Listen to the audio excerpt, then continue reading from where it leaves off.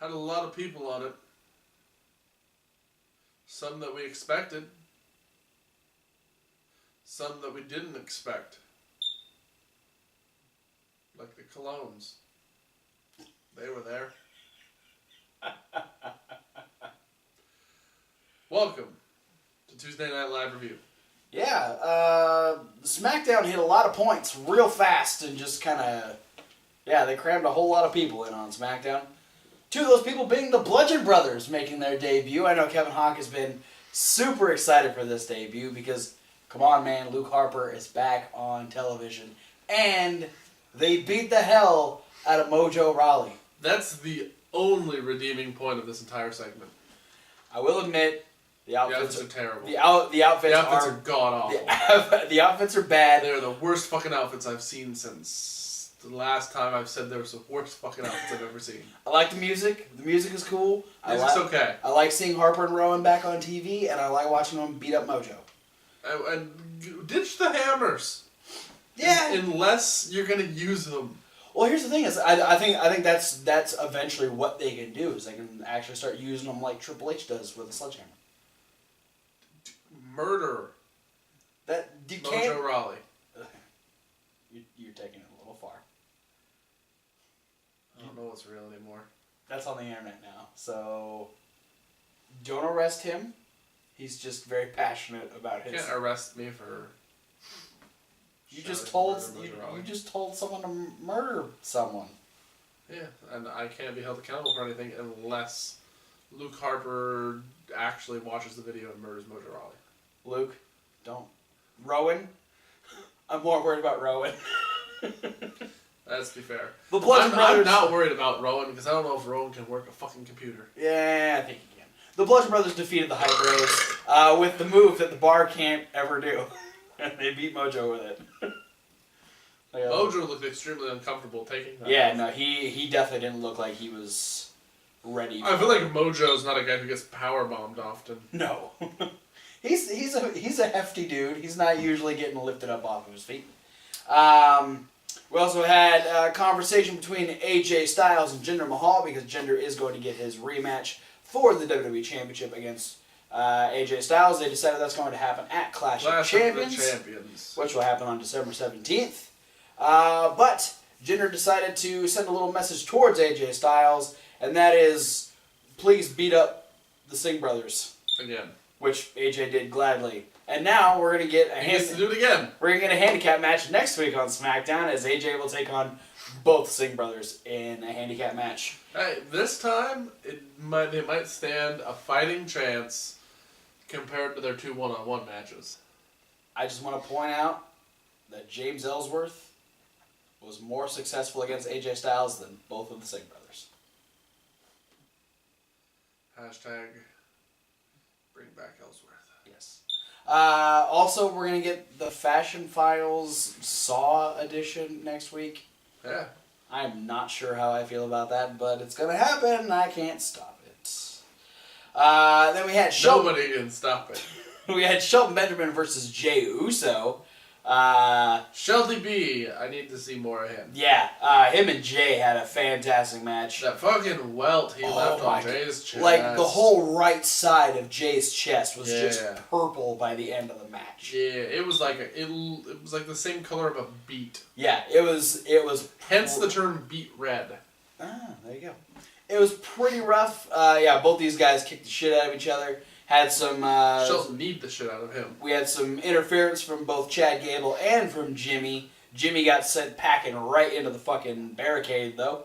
And then Jey Uso had a bit of an attempt to take out Shelton Benjamin, but a quick distraction from Chad Gable allowed Shelton to move out of the way of the Superfly Splash, and then hit pay dirt, and Shelton Benjamin picked up the win.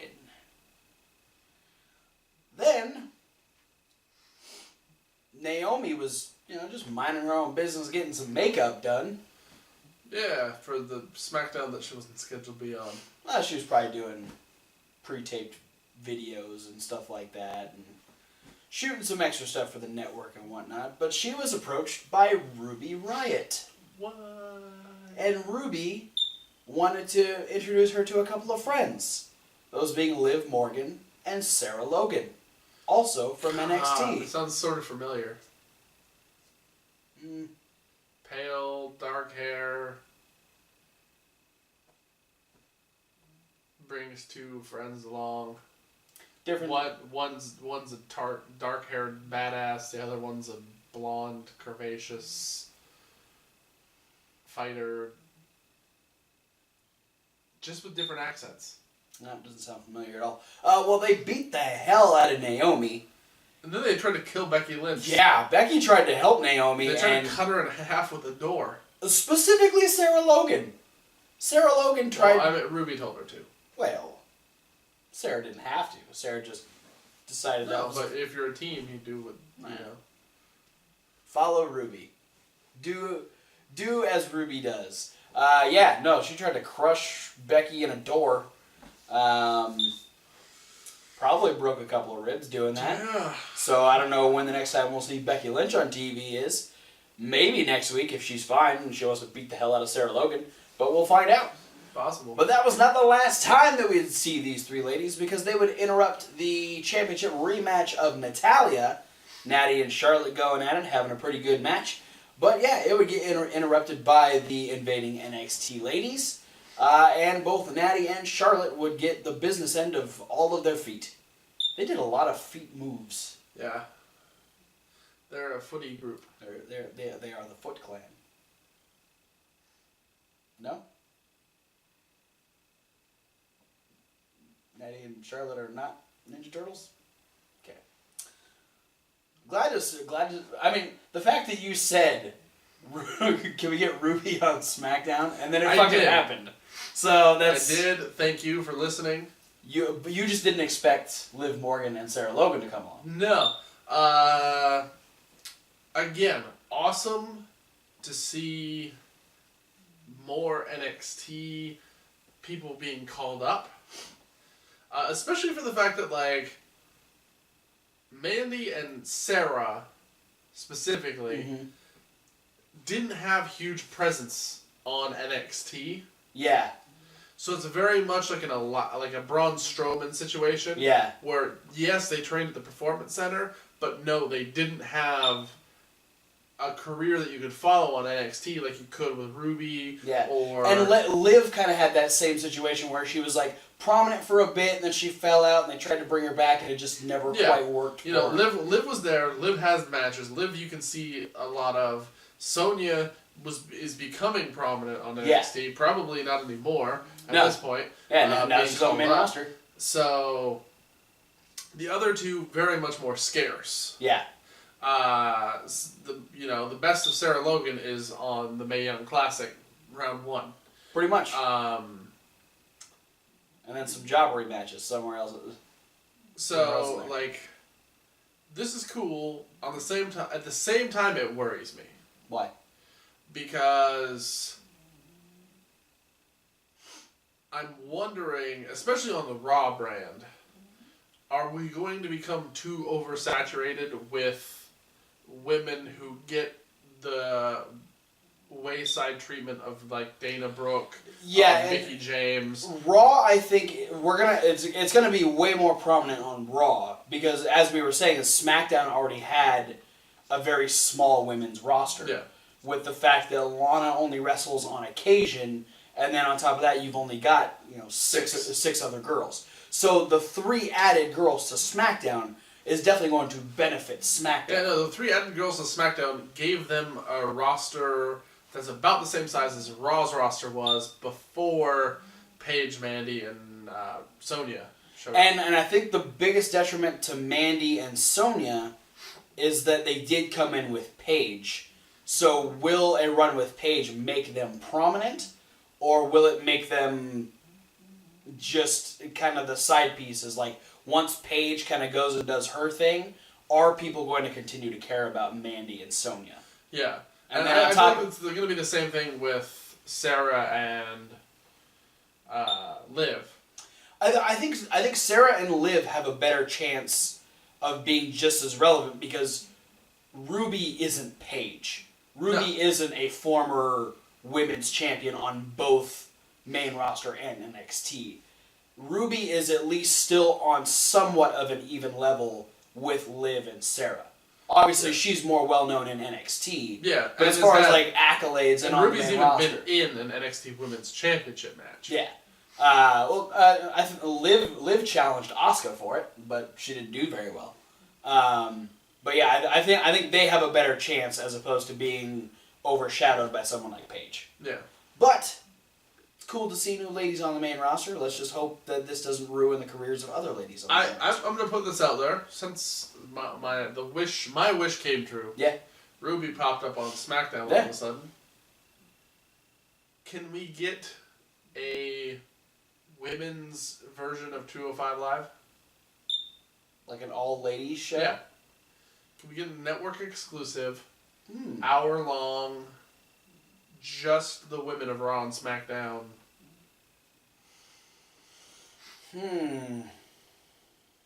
Like, can we cut Monday Night Raw back down to 2 hours and do the 205 Live treatment? Yes. Yes. Yes. That is exactly what we need to do. Speaking of yes, yes, yes, Daniel Bryan was involved in our overarching storyline of SmackDown. This opened up with Shane McMahon saying that despite the loss of Survivor Series, he was proud of the SmackDown roster. And even though we lost, we're the show to watch. They put up a good fight against Raw, is essentially what he was saying. Yeah, But they put up a good fight. They proved that they could hang with Raw. They didn't get blown out at Survivor Series. They didn't get blown out. They lost by 1 point. Much like in the way that I beat you 9-6 overall for the weekend. Alright, that's fair. No. 9 is bigger than 6. Yeah. I'm aware of that. Yeah, so I won. No, I beat you. I had 9. No, I had 9. Is 9 the one with the circle on top? Yes. Fuck. You turned mine upside down, that's yours.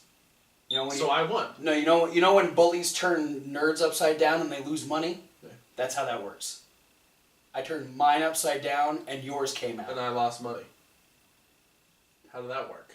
Shane McMahon was talking about how good SmackDown did against Raw despite losing, but despite his pride of the entirety of the SmackDown roster, he was pissed off. Kevin Owens and Sami Zayn, you done fucked up. You little bitches. And come out here and get your whooping. He was like 1 word away from firing Sami Zayn and Kevin Owens before he was stopped by Daniel Bryan.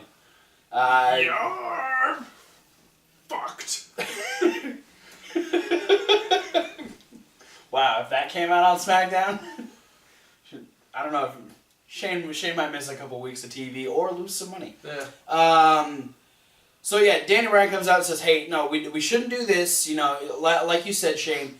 No one on the SmackDown roster likes Kevin Owens or Sami Zayn. So put them in a match where everyone on the SmackDown roster can be involved." Exactly. So he decides to put them in a tag team match against the New Day and allow the entire SmackDown roster to be the Lumberjacks. And if they so choose... Everybody had to fill out a little form that said, yes, I do dislike Kevin Owens and Sami Zayn. Yeah. We even had some people say it throughout the night. Yeah. Because Kevin Owens and Sami Zayn tried to make some friends. They tried to talk to Baron Corbin, and he wasn't interested. Bobby Roode. Bobby Roode's like, you fucked up my chance at Survivor Series. Fuck you. Why would I even be friends with you? Rusev and Aiden English. They gave it a little bit of a thought. That whole over there. No, not that kind of thought. And then they even tried to change Daniel's mind just before the match started because Shane left. Yeah. Shane's like, hey, I get what you're saying. You can have him fight tonight, and then you can fire him at the end of the show. I'm gonna go back to the hotel room and I'm gonna watch and hope that you do that. Shane was disappointed, I bet. Probably, because Daniel's like, you know what, you guys gotta go out there. You know, do what you can, but you know, whatever happens, that's what's gonna happen. It's essentially the whole thing is like, no, this is on your guys' head. Yeah. So whatever you get is what you deserve. Exactly. So what they deserved was a very interesting situation in a lumberjack match. Yeah, it was. It was hysterical. It was. Sammy ends up like chucking Kofi through the ropes, and normally in a lumberjack match, like Kofi was ready. Kofi was like ready to fight people who were coming at him. I think he just started muscle posing. He looked like he was dancing a little bit. Possibly. But he was like he posed up a little bit, and then the whole thing is just like the people just like kind of gave him made a little semicircle around him and just watched. He even fist bumped Connor of the Ascension. Yeah.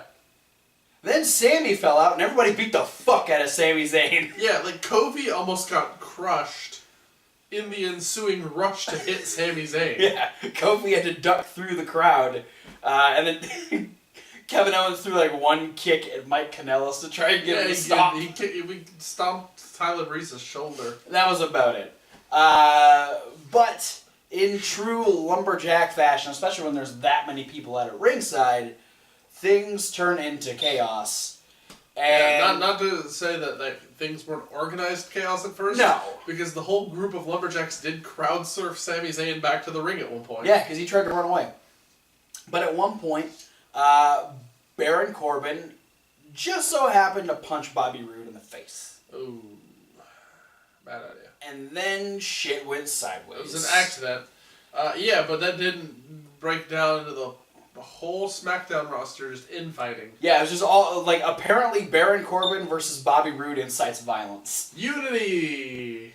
Baron Corbin punched Bobby Roode! Fuck Unity! So yeah, people begin to beat the shit out of each other. Usos and American Alpha Part 2. Yeah. Started fighting. Breezango and the Ascension were kind of friends, but not really friends. And there was... Mike Kanellis was there. The Colognes were there. Shinsuke was there. There was a lot of people there. Like, it was almost like a wave. Like, it started on, like, the commentary side, and then went through the ring, and then to the back. And all within the whole confines of it all, Sami Zayn ended up pinning Kofi. Yeah, because... rolled him up. Kevin Owens ends up... I don't even know what... Oh, Kevin ended up hitting Xavier Woods. Yeah. So Kofi went after Kevin Owens, and the distraction of going after Kevin Owens allowed Sami Zayn to roll him up and get the win. And then Kevin Owens got the hell out of Dodge. Yeah. Rusev in English ended up getting jumped on by Kofi. Yeah, they decided that they wanted to go after the New Day. So. Well, yeah, because the New Day Rusev Day feud is still going on. That's true. And then the New Day as a whole beat up Sami Zayn. Yes, as Kevin Owens left. And Kevin Owens ends up meeting up with Daniel in the back and says, "You can't fire us. Don't fire us." And Daniel goes, "Don't worry. I'm not going to fire you. I am, though, going to, make you have a match next week against Randy Orton." And Kevin's like, "But you..." And Daniel's like, "What? Can't? I can't?" Okay. Huh? Yeah, Kevin had to change his tone real quick. Yeah, because Shane said earlier in the night that he sent Randy home because Randy wasn't sure what he was going to do if he got a chance to beat up Kevin Owens and Sami Zayn. Yeah. So next week, Randy Orton gets to beat up Kevin Owens, which, as you said, is going to be very interesting because they've had some Twitter beef over the last month or so. So we'll see how that goes. Yeah. But then we move over to 205 Live, where... 205 Live. The overarching storyline of 205 Live was Zoe Train versus not Dinner. Zoe Train. Oh. Yeah, I guess essentially. Enzo's favorite holiday must be Thanksgiving. Apparently. Because it was a Thanksgiving-themed promo on Raw, and a Thanksgiving-themed backstage at 205 Live. He had a whole dinner there, and essentially, because he talked about what they were thankful for the night before, he was going to give them something extra to be thankful for, and that was if they were able to win. He got them all matches, and if they were to win those matches, they would be potentially in talks of getting a shot for the Cruiserweight title. The first... Gobbledygoolacker showed up. Yep. he was the first one to be a disappointment to Enzo, because not only was he the gobbledygoolacker, but he also lost a street fight to Akira Tozawa. Yeah. Great match, though. They beat the shit out of each other. And Tozawa finished the match in grand fashion by hitting a top rope senton onto Drew Gulak, who was wearing a trash can while laying on a table. I feel like I just explained how someone died in Clue. He was on the table with a trash can. Done in by Akira Tozawa. Yeah. Professor Ah. Professor Ah. So immediately, Enzo is already pissed off. Gulak is in timeout. Gulak gets put in timeout where he has to put the gobbledygooker costume back on and sit and think about what he did. So Tony Nese has to try and change the mentality of Enzo. Before that, we did find out that Hideo Itami is going to be joining 205 Live. We're not sure when, but he is coming soon. That is exciting. Probably the best thing for Hideo, because NXT wasn't working out. Oh, but Tony Nese and Mustafa Ali, these two have fantastic chemistry. Fun to watch these two go against each other all the time. And I mean, this being no different, Mustafa was in the driver's seat for a lot of it.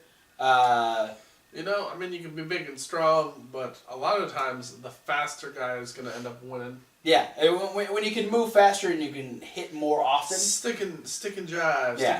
stick and move, punch, jab, dodge, kick, dip, dive, dip, dodge. The 5 Ds of dodgeball. And the difference is... douche. Ben Stiller's character was a douche in dodgeball.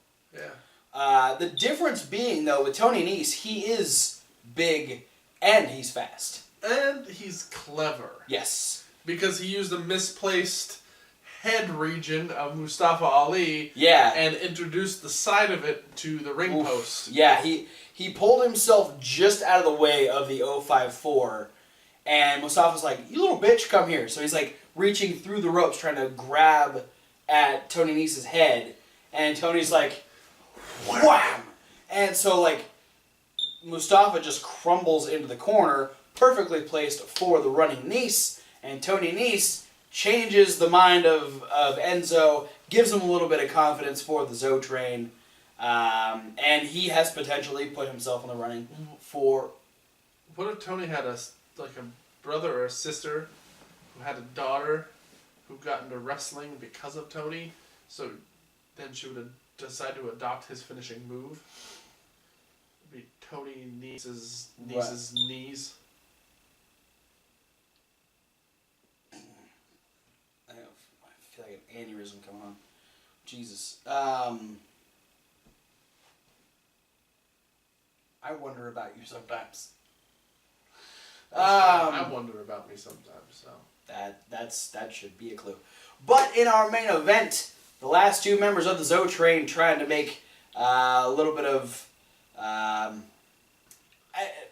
to add some momentum to the Zo Train, give themselves a little bit more to be thankful for, I guess. We had Arya Daivari and Noam Dar in a tag team match against Rich Swann and Cedric Alexander. This with Enzo at ringside. And Enzo, as if he isn't this way all the time, he was extra annoying. You got the crowd to start chanting, "Shut up, Enzo." Yeah. The crowd doesn't usually... 30 seconds into the match. And he kept getting involved. Like, it was starting to irritate me. And we had the same factor that we had on Raw, where it seems like every time Rich or Cedric ended up outside the ring and Enzo was there, they just wanted to hit Enzo. Yeah. And Enzo's just such a hittable guy. He's a fist magnet. Like, if he's there, your fist just automatically wants to go towards his face. There's a lot of things about him that makes you want to punch him. Yeah. Enzo is, yes, a very punchable person. And that ended up being somehow the undoing for his own guys. Yeah. Because Cedric winds up on the outside, and he's got Enzo by the face. Like, he is ready to just destroy Enzo. No feet hit Cedric's face. Yeah. saving Enzo. Unfortunately, that was enough time to let Rich Swan's foot hit Noam Dar's face. And then Rich Swan's entire body hit Noam Dar's face because he Phoenix Splashed his face. Face again. Lots of faces. Rich Swann picks up the win for him and Cedric Alexander.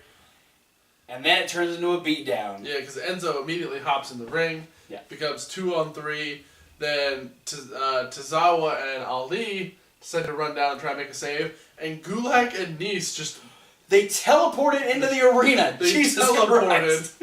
And yeah, it became a 5-on-4 beatdown. Yeah, we never got a fifth member to come out and help the baby faces. So, I mean, I'm still fingers crossed that Neville's coming back. Because I think this would be the perfect time for it. Kind of expecting it to be Kalisto. Potentially could be the way we bring in Hideo. Not really sure. But yeah, those guys definitely have to find someone to be their fifth partner. Who will it be? Maybe we'll find out next week. But for now, guys, thanks for watching. Don't forget to like, comment, subscribe. Click those links. So many damn links. There's a podcast. That's the SoundCloud link. And there's Reasonable Wrestling Fans. It's reasonable to W. Like wrestling. Where, in just a couple of days... That's W2. Yes. Where there will be a brand new unboxing in just a couple of days. We had some fun with this one. It's the face paint themed unboxing, so... Yes, so we had a little bit of extra fun. Some really cool items in there as well. We dyed our hair. We did not do that. Oh. Or did we? You'll have to go to Reasonable Wrestling Fans to find out. Yeah, don't look. Also, go back, check out our NXT and our Survivor Series reviews. They're good. Look forward to NXT. But for now, guys, thanks for watching. We'll see you at whatever video you decide to watch next. Fuck Mojo. Fuck Enzo. And I'll say it. Fuck the Bludgeon Brothers outfits. Thank you. But mostly Enzo.